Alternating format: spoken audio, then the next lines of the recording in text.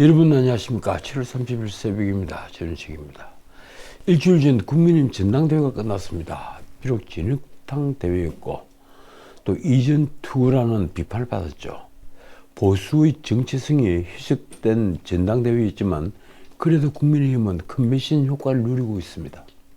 그런데 8.18 전당대회를 앞둔 민주당은 지금 죽을 쓰고 있습니다. 전국을 순회하며 선거를 치르는데 결과는 이렇습니다. 10명 중에 3명이 투표를 했다. 이재명 지지율이 90%. 그리고 결국 개딸들만이 잔치. 언론은 당원 중심 대중정당의 첫 출발을 내걸었지만 저조한 투표율은 민주당이 대중정당이 아니라 우상이 지배하는 일극체제에 빠진 것을 잘 보여주고 있다고 썼습니다. 대명 어차피 대표는 이재명이다. 이런 비아냥은 이제 이변이 없는 확대명 확실히 대표는 이재명이다. 이런 자주 어린 말로 굳어졌습니다. 그러니 전당대회 흥행은 이미 물 건너갔습니다. 그리고 컨벤션 효과 대신에 아마 팬덤 개딸들이 내지르는 함성밖에 없을 것입니다. 29일 민주당 전당대회 지역 경선은 2주차 일정을 마무리했습니다. 총 4주인데 2주가 이미 지나갔습니다. 반환점을 돈 겁니다. 지금까지 이재명의 권리당원 온라인 투표 누적 득표율은 무려 90.41%, 김두관의 8.36%를 10배 넘습니다. 민주당이 무슨 북한의 노동당인가요?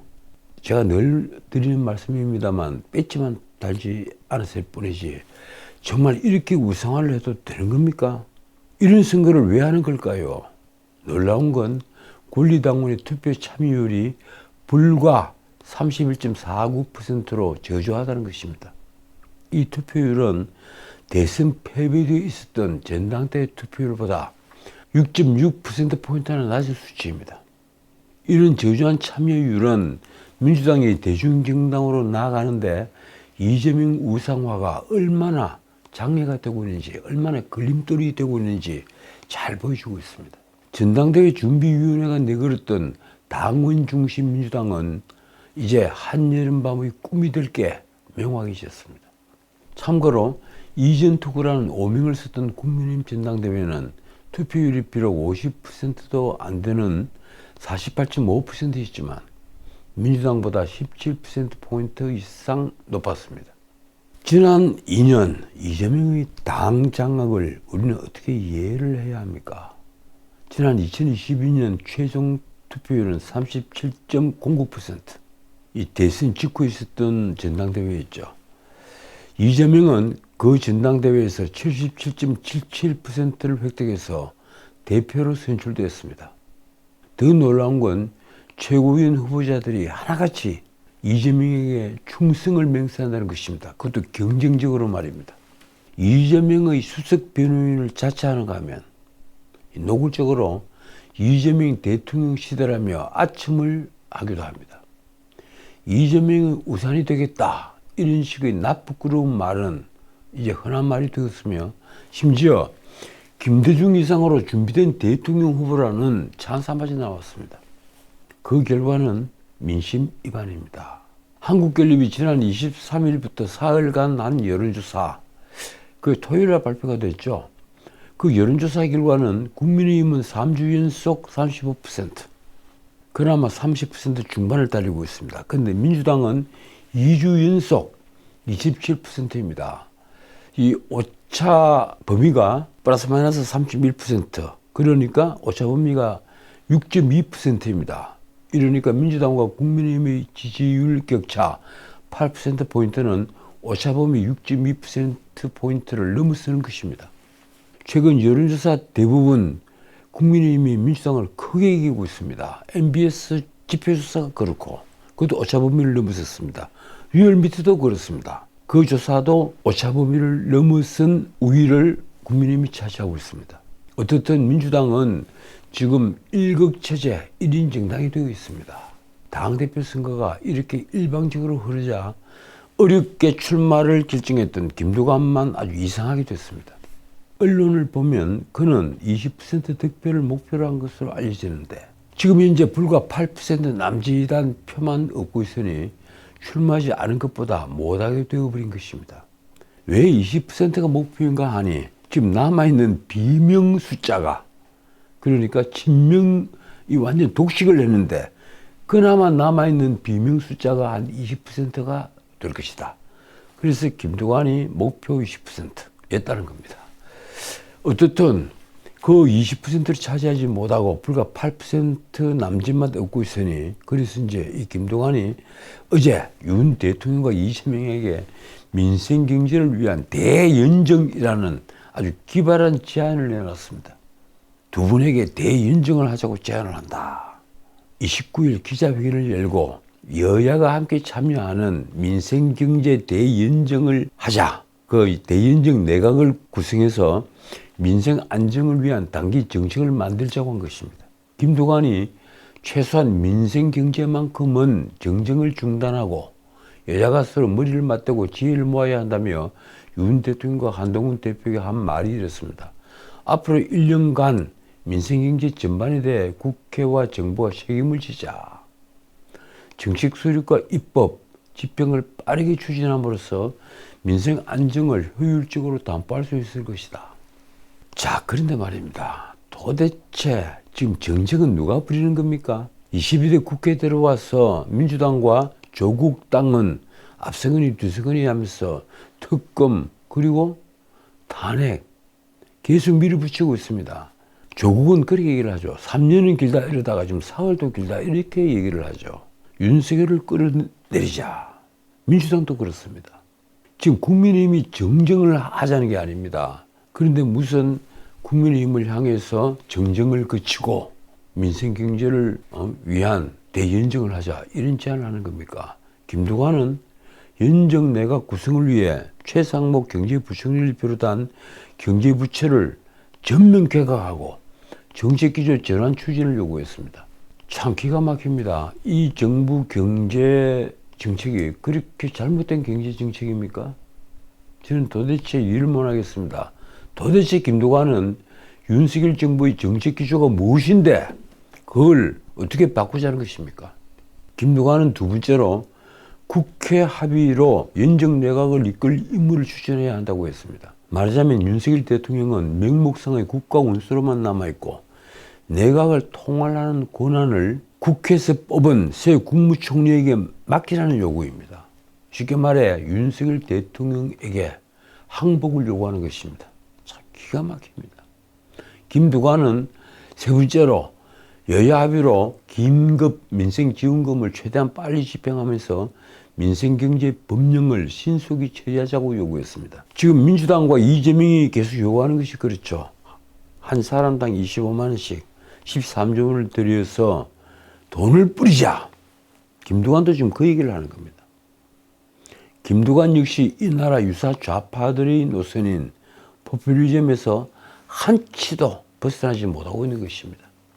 김두관은 과연 이 재정학에 대해서 얼마나 공부를 했을까요? 화폐 금융론을 한번 읽어보기나 했을까요? 김두관은 마지막으로 경제부총리, 대통령실 정책실장, 여야 정책위 의장으로 구성이 된 민생경제 여야정 협의체 구성을 요구했습니다. 제대로 된 민생법안 하나 내놓지 않으면서 탄핵안과 특검법안 그리고 포퓰리즘 법안만 쏟아낸 민주당과 무엇을 논의할 수 있을까요? 김두관은 이재명에게는 먹사니즘이 성공하기 위해서는 정치가 뒷받침되어야 한다면서 구호가 아니라 현실적 대안을 내놓아야 한다고 했습니다. 솔직히 제가 보기엔 전혀 먹혀들 수 없는 제안을 하면서 그 역시 살아남기 위해 추파를 던진 것입니다. 나는 김두관의 제언을 추파라고 이해를 합니다. 김두관이 말입니다. 먹사니즘의 현실적 확장판이 민생경제 대연정이라고 생각한다. 민생경제 대연정에 동의하고 적극 협력해달라.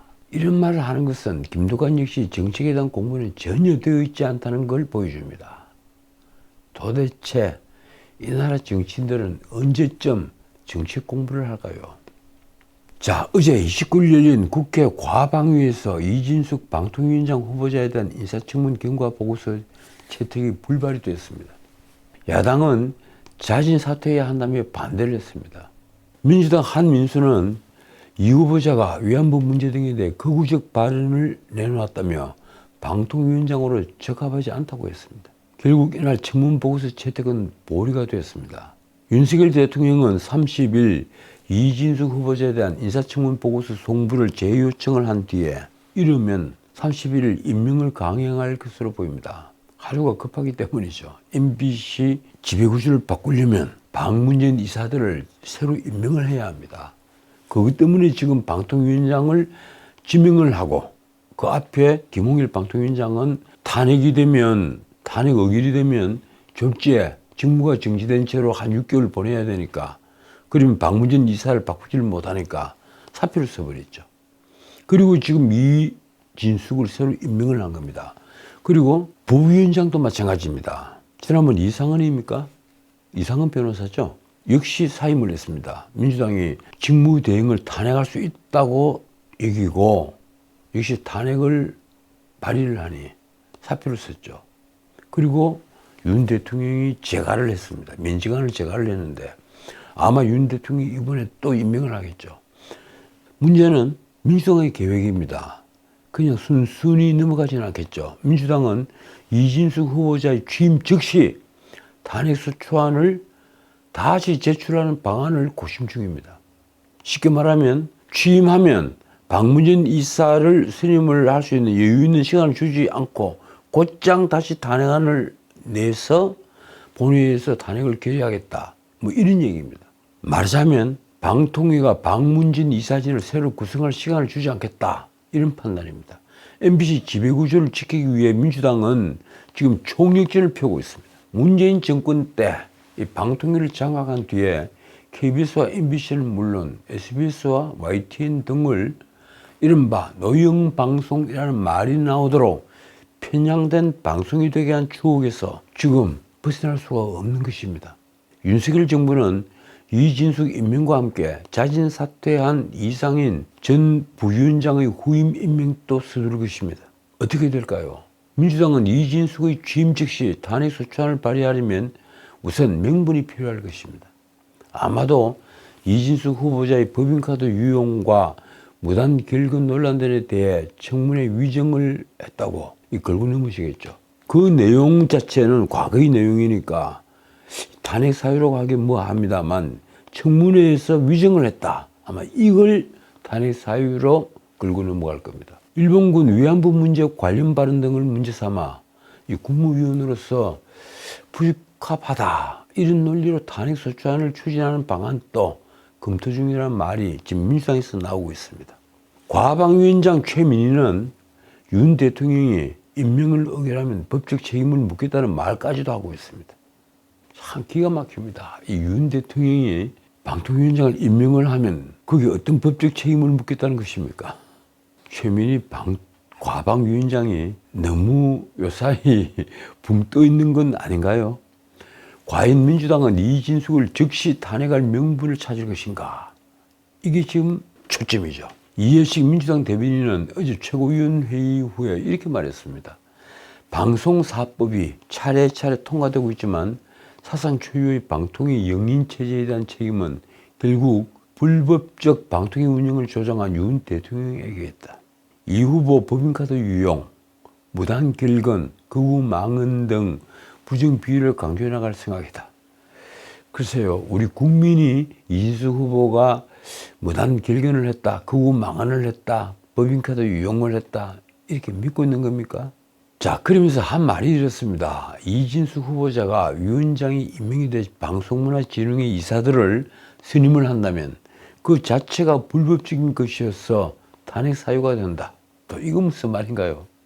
방문진 이사를 법에 따라서 방통위원장과 부위원장이 회의를 열어서 임명을 하는데 그게 왜 또 탄핵 사유가 되는 겁니까? 어떻든 민주당이 노리는 건 또 있습니다. 8월 2일 국회 과방위는 현안 질의를 실시하는데 이진숙에게서 정인 선서를 받아 청문회에서 제기된 주요 의혹들에 대해 정언을 듣는다는 것입니다. 인사청문회는 정인의 입장이 아니죠. 후보자의 입장이죠. 이러니까 설령 협의 정언을 한다 해도 그것이 법에 저촉이 되는 것은 아닌데 예컨대 국회에서의 정권 감정에 관한 법률에 따른 어떤 대응을 할 수가 없는데 현안 질의 때는 정인으로 선서를 하게 하면 경우가 전혀 다르다는 것입니다. 이진숙의 정인 선서를 받으면 정권이 불법 위법 사항인 경우에 탄핵 사유가 될 것이다. 그러니까 고발 사유가 되고 탄핵 사유가 되겠죠. 한편 민주당은 국회 재의결 과정에서 최종 부결된 최상병 특검법과 관련해 이 후속 입법에 나설 계획입니다. 이해식 대변인이 말입니다. 윤 대통령 부부의 국정농단 의혹이 구체화되고 있고 새로운 사실이 불거져 나오고 있어서 이를 포함한 강력한 특검법을 재발해야 할 것이다. 7월 국회를 마친 이후에 본격 추진할 것이다. 쉽게 말해서 최상병 특검법, 폐기된 최상병 특검법과 실질 내용은 같지만은 겉으로 외관적 내용이 좀 다른 다른 것이 몇 가지가 보태지겠죠. 이러한 이유로 이런 식으로. 그래서 다시 재발의를 한다는 것입니다. 똑같은 법안은 재발의가 안 되니 말입니다. 어쨌든 지금 대한민국 국회에는 정쟁에 빠져 있습니다. 2030 실업자가 넘쳐나고 구직 활동을 않고 그냥 쉰다. 이런 대졸 백수 실업자가 405만 8천 명. 지금 역대 최대입니다. 당장 405만 8천 명 이걸 집어넣어서 검색을 한번 해보십시오. 대졸 백수 실업자 이렇게 나옵니다. 6070 노인들의 알바 일자리는 계속 늘어나지만 2030이 일할 전문직 등 양질의 일자리는 엄청나게 줄어들었습니다. 해외로도 많이 나갔죠. 노동 경직성을 피해 해외로 일자리를 옮겨가기도 했습니다. 300만 개에서 400만 개가 나갔다고 그러죠. 그 중에 정말 양질의 일자리도 한 200만 개 있다고 알려져 있습니다. 그 절반만 돌아오면 어떻게 될까요? 절반만 리쇼어를 하면. 그러면 우리 청년들은 활기에 넘칠 겁니다.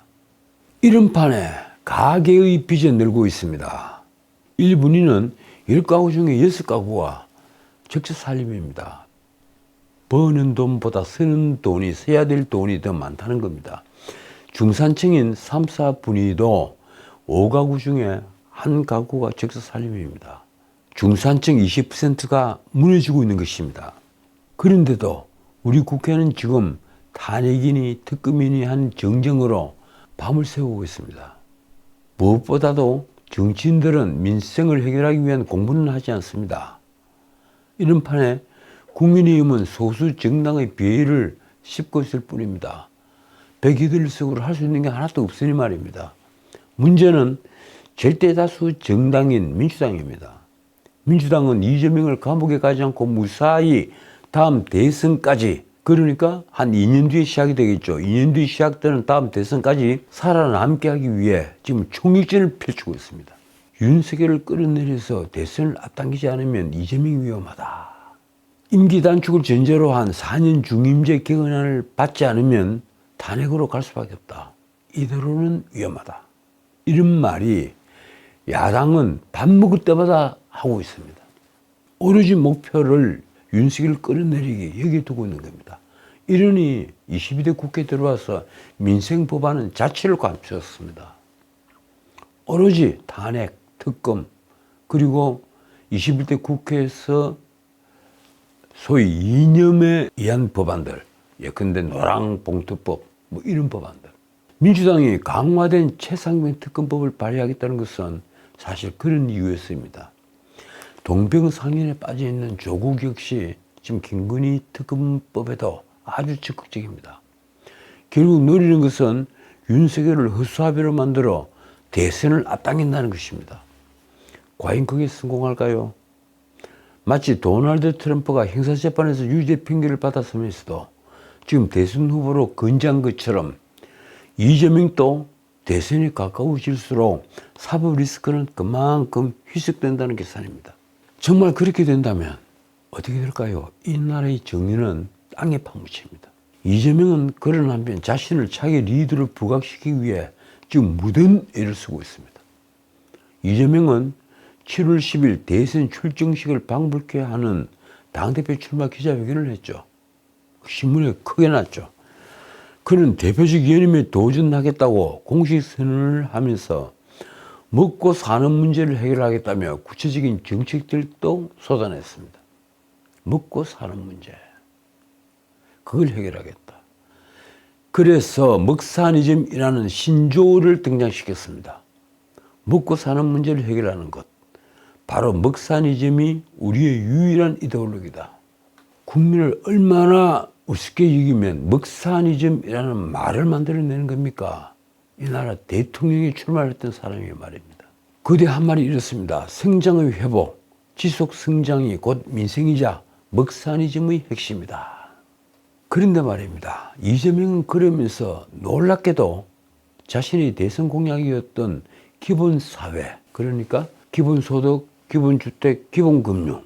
저도 이제 외웁니다. 이 기본사회도 미래 비전으로 다시 내세웠습니다. 구성원의 기본적인 삶을 권리로 인정하고 함께 책임져주는 기본사회는 이제 피할 수 없는 미래다. 글쎄요, 그게 피할 수 없는 미래라면 전 세계에서 왜 이 기본소득이니 기본금융이니 하는 걸 하는 나라가 없는 겁니까? 도대체 기본소득이니 기본주택이니 하는 말도 안 되는 이런 농간을 부리도록 이재명의 귀에 속삭인 간신배, 저는 간신배라고 하겠습니다. 그 간신배는 누구인가요? 한편으로 성장이니 뭐 다시 뛰자, 다시 뛰는 대한민국이니 하는 말까지 하면서 또 한편으로 이 기본소득이니 하는 말을 하니 마치 어릿광대가 장터에서 뛰노는 걸 보는 것만 같습니다. 이재명은 그 기자회견에서 2035년까지 주 4일제 도입. 참 이것도 대단한 얘기입니다. 주 4일제 얘기가 나온 지 좀 오래됐는데 어차피 AI 시대가 도래가 되면 주 4일제를 검토를 할 수 있겠죠. 그런데 느닷없이 지금 이재명이 그 대선 공약을 내걸다시피 하면서 주 4일제 도입을 얘기하는 겁니다. 그리고 인공지능을 기반으로 하는 재생에너지 생산, 또 공급, 실용 외교 등을 내놓으면서 마치 대선 출정식을 방불케 했습니다. 실용 외교라고 하니 이 미국과 중국 사이의 줄타기 외교를 말한 것 같군요. 그때 이재명이 한번 얘기를 한 적이 있죠. 쉐쉐만 잘하면 된다. 어쨌든 이재명의 먹사니즘 쓰는 이후의 행보는 정반대입니다. 그는 여전히 정청래의 법사위 그리고 최민희의 과방위를 통해 지금 여야 정쟁에 몰두를 하고 있습니다. 게다가 대통령이 한 차례 거부권을 행사한 방송사법을 다시 밀어붙이고 아까 말씀드린 대로 노란봉투법 등 친노조법을 다시 밀어붙이고 있습니다. 그러는 한편 전국민 25만 원 지원법은 해당 상임위에서 여당의 반대를 뿌리치고 의결을 강행해 조만간 본회의 통과까지 할 것으로 보입니다. 그 법안을 윤 대통령이 거부한다고 해도 일단 저소득층과 서민들에게 점수를 딸 수 있으니 그게 어디냐 하는 말입니다. 요즘 이재명을 지켜보고 있으면 가히 포퓰리즘의 화신을 보는 것 같습니다. 제가 늘 말씀드립니다만 이 나라를 망하게 하는 건 두 가지입니다. 하나는 포퓰리즘, 또 하나는 부패가 이 나라를 망하게 할 것입니다. 그 부패 중에 대표적인 것이 바로 정관여우죠. 그리고 아주 대표적인 사건이 이른바 50억 클럽 사건입니다. 이 나라 고관 대작을 치는 자들이 하나같이 돈을 50억씩 받아먹고 사기꾼들이 뒷배가 되었다. 그걸 어떻게 이해를 해야 합니까? 그리고 이재명의 그 공직선거법 무죄취지 파기환송을 위해서 김만배와 권순일이 벌였던 재판 거래 의혹, 그건 왜 밝히지 못하는 겁니까? 어떻든 정말 세상이 밝아지려면 한 점 의혹 없이 그런 것은 정리를 해야 합니다. 나는 윤 대통령이 그것을 밝히지 못하게 하고 있다 이렇게 믿지는 않습니다. 아마 검찰이 너무 바빴겠죠. 자, 오늘은 여기까지입니다. 민주당이 국민의힘 전당대회 과정에서 불거진 여론조성팀, 이게 댓글팀이라고 그러죠. 장예찬이라는 친구가 이 공개를 해버린 겁니까? 여론조성팀 운영 의혹과 관련해서 한동훈 대표를 공직선거법 위반 등 혐의로 공수처에 고발을 했습니다.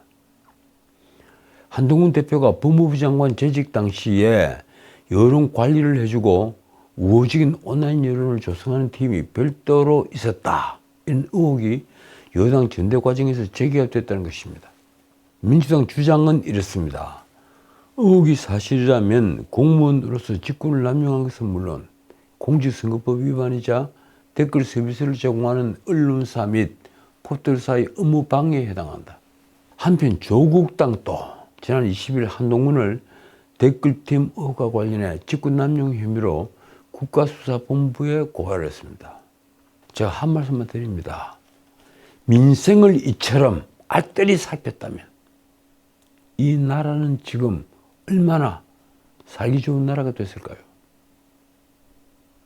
그러고 보니 이 나라의 큰 정치인은 이제 보이지 않습니다. 그것이 우리를 슬프게 합니다. 지금까지 전책이었습니다.